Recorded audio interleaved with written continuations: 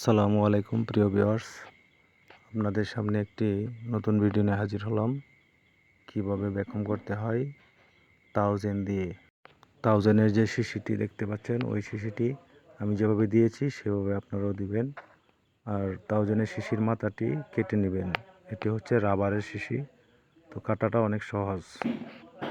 তো দেখতে থাকুন ভ্যাকুয়াম করার পর কিভাবে জ্বালাই করতে হয়।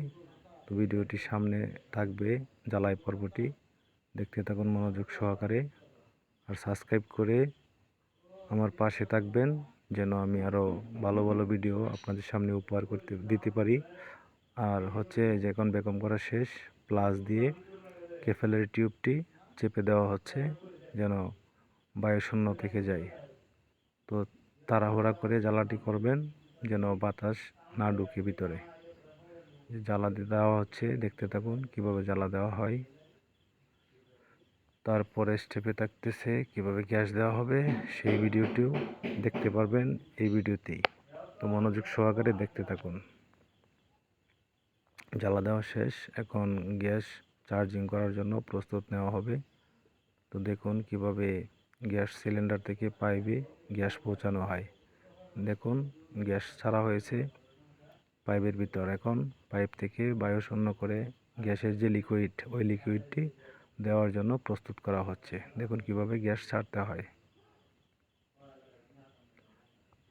এখন এই যে গ্যাস দেওয়া হবে, তো গ্যাসটি দেওয়ার সময় একটি কাজ ফলো করবেন, যেন অতিরিক্ত মাত্রায় গ্যাস না দেন। যদি অতিরিক্ত মাত্রায় গ্যাস দেন তাহলে গ্যাসটি ব্লক করবে। তো ব্লক করলে আবার নতুন করে ভ্যাকুয়াম করে গ্যাস দিতে হবে।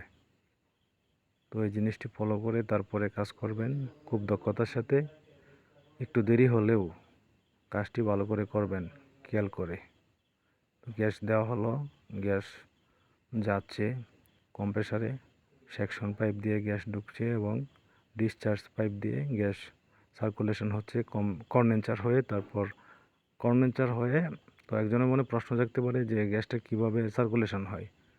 তো কন্ডেন্সার থেকে যাবে স্ট্যানার ফিল্টারে, স্ট্যানার ফিল্টার হয়ে ক্যাপিলারি টিউব হয়ে তারপর যাবে চেম্বার সেকশনে ইভাপোরেটর পাইপে, তারপর আবার ফ্রিজিং হয়ে যাবে হচ্ছে কম্প্রেসরে।